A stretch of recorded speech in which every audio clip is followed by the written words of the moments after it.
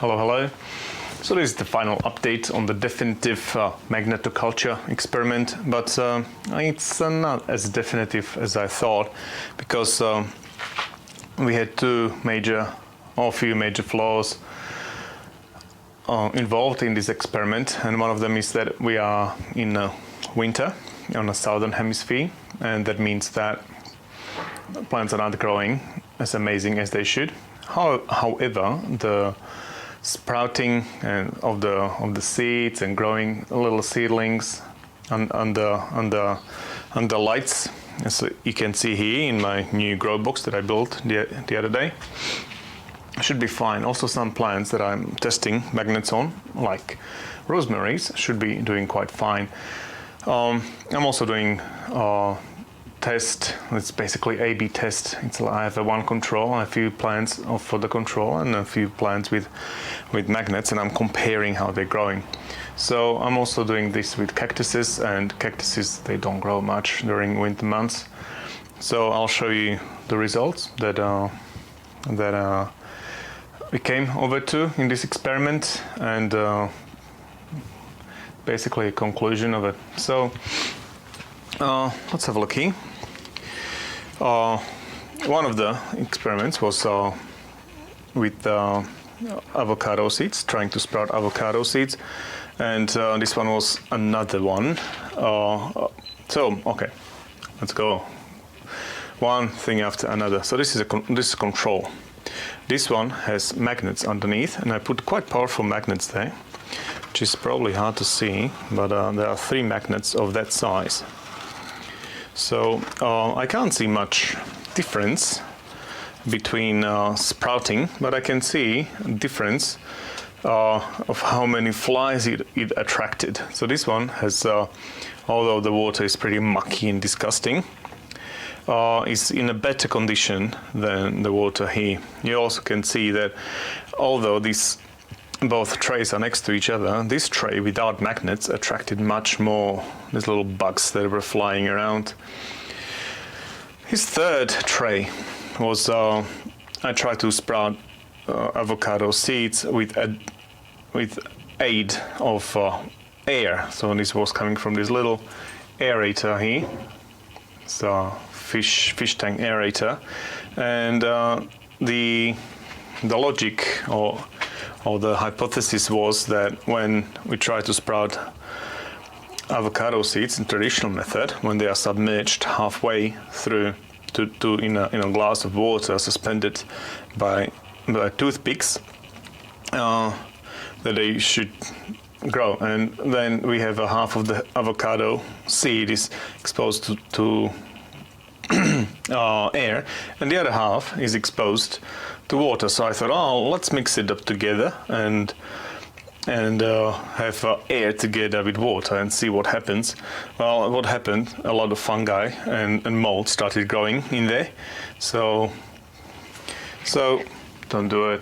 Yeah, it's a dumb idea. But maybe, at least if you had similar idea, at least you know what to expect. All right, so let's go on to growing seedlings now. So here is the cactuses. So again, the cactuses with the little tray here are those with magnets underneath. So there was not much difference. It's pretty much stalled growth on all of them. He was growing some other plant. There was you can see it's a bit dry, but they became a bit dry after I put them in this grow box. Whoops, something happened. Let me just try to, I'll pause it and try to fix that. All right, so we are back. So there we have a plant without any magnets. This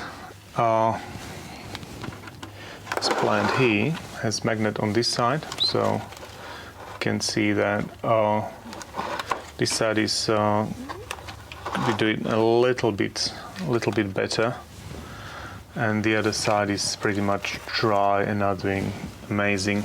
Here we have a kale, again magnet on this side, and here we can see that actually the area magnet is doing marginally better than the other side. The other plant, this is chives, and again we can see that area around magnets is doing slightly better. I would say maybe 10%.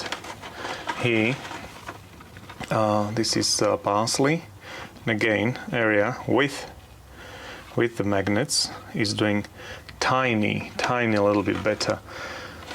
So I wonder if it could be the environment, that side is closer to the wall, maybe it's exposed a little bit colder, or maybe this side is getting a little bit more light.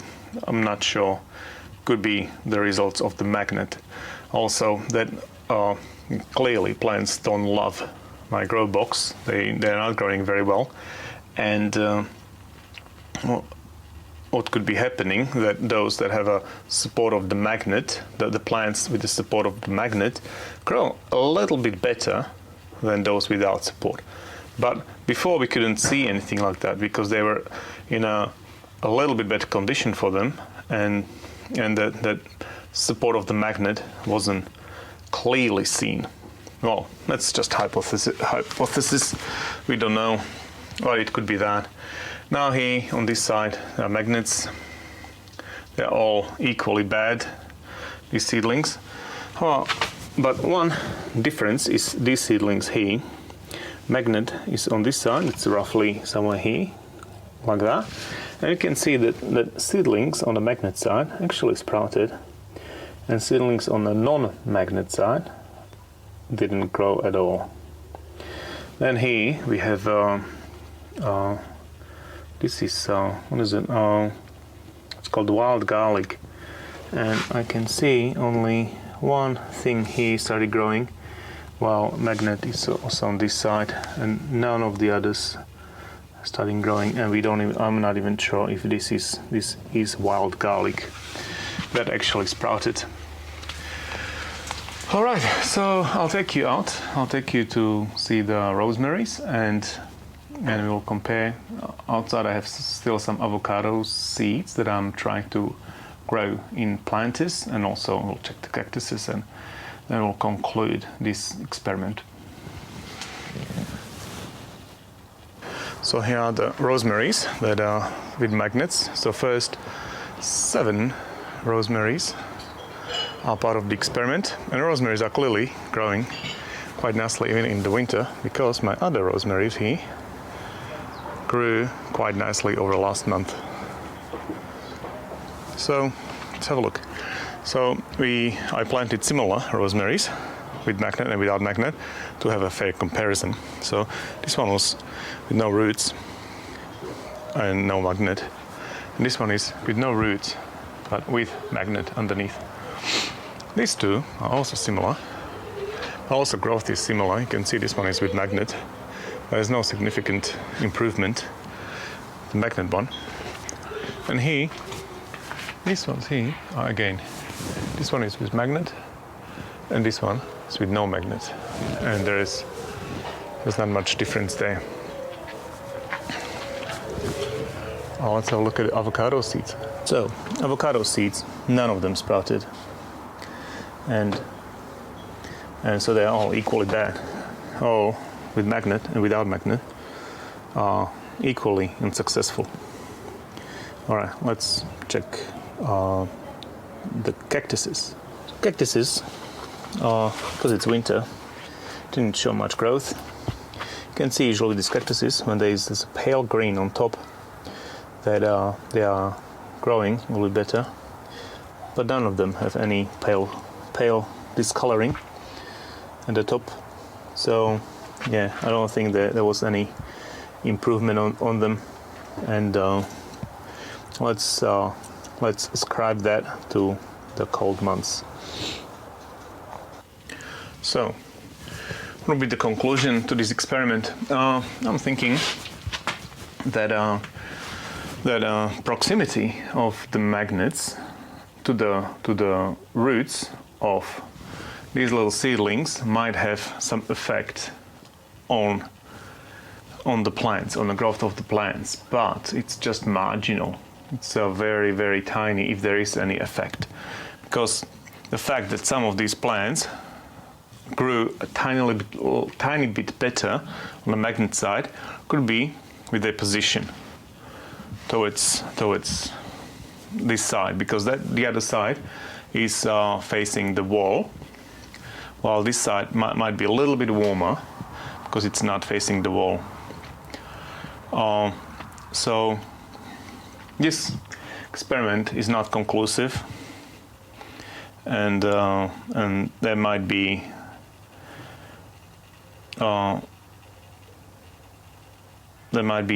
more experiment needed to make it conclusive.